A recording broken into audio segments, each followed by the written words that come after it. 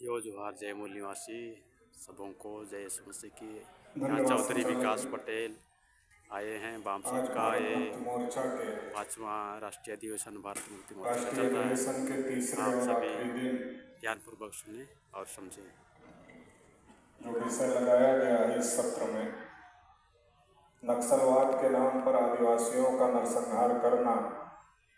यह शासक जातियों का गंभीर षड्यंत्र है, एक चर्चा है। साथियों, अगर हम देश की परिस्थितियों को देखें, देश के हालात को देखें, तो इस देश के अंदर चाहे शेड्यूल कास्ट के लोग हों, चाहे शेड्यूल ट्राइब के लोग हों, चाहे ओबीसी के लोग हों, या फिर अलग अलग प्रकार की माइनॉरिटीज के लोग हों, उन सभी लोगों के साथ में बड़े पैमाने पर अन्याय और अत्याचार हो रहा है। अगर हम शेड्यूल कास्ट की बात करें तो शेड्यूल कास्ट के बारे में तमाम एट्रोसिटी की बातें आती रहती हैं।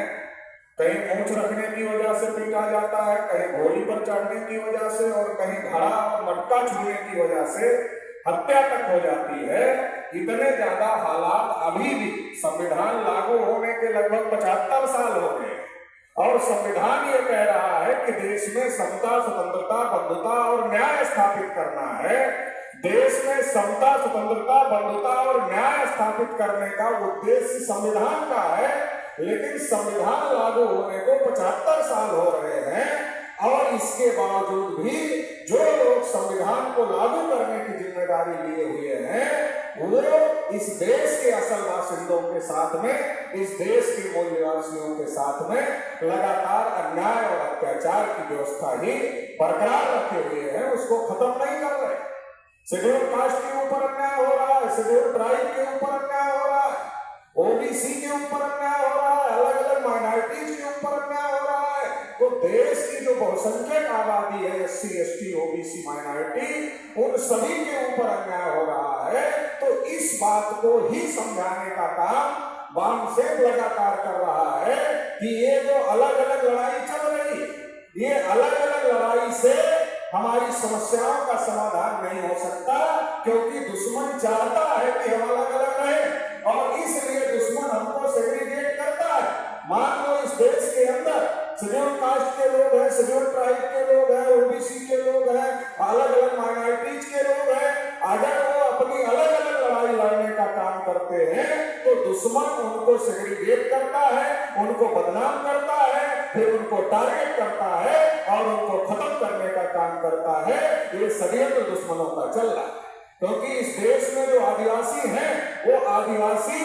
इसी लड़ाई से पैदा हुए लोग हैं। सिंधु घाटी सभ्यता इस देश की विकसित सभ्यता थी और सिंधु घाटी सभ्यता जो विकसित सभ्यता थी, वो सभ्यता जब नष्ट की गई, उसके बाद से आदिवासी आए। तो आदिवासी कोई और नहीं, वो इस देश के मूल निवासी लोग हैं, लड़ाई लड़ने वाले लोग हैं। और इस देश में जब सिंधु घाटी सभ्यता को, उस व्यवस्था को नष्ट किया जा रहा था, तो उस लड़ाई को लड़ने वाले, उसका नेतृत्व करने वाले लोग हैं। तो इस बात को हम लोगों को समझने की जरूरत है कि जब इस देश में संविधान बनने की प्रक्रिया शुरू हुई और संविधान बनने की प्रक्रिया के साथ साथ शोषित वंचित समाज के लोगों ने, जो फूले साहू अम्बेडकर का मूवमेंट था, पेरियार का मूवमेंट था, उन लोगों ने ये तय किया कि जो वंचित समूह के लोग हैं, उनकी अलग अलग कैटेगरी होनी चाहिए, उनको चिन्हित किया जाना चाहिए और उनके लिए विशेष प्रकार की योजना बनाई जानी चाहिए ताकि उनको भी सबके बराबर खड़ा किया जा सके।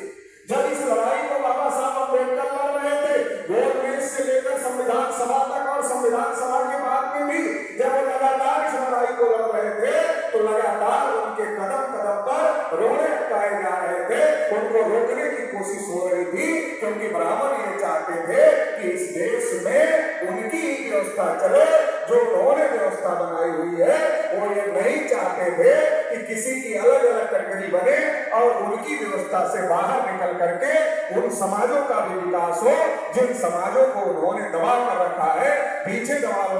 रखा हुआ है। तो इस बात को हम लोगों को समझने की जरूरत है कि ये बाबा साहब अम्बेडकर की तमाम कोशिशों के बाद ये एससी, एसटी, ओबीसी और माइनॉरिटी, ये अलग अलग जो कैटेगरी बनी है, ये बाबा साहब अम्बेडकर के तमाम कोशिशों के बाद बनी। और केवल कैटेगरी ही नहीं बनी, सबके संवैधानिक अधिकार भी बाबा साहब डॉक्टर अम्बेडकर ने संविधान में लिखे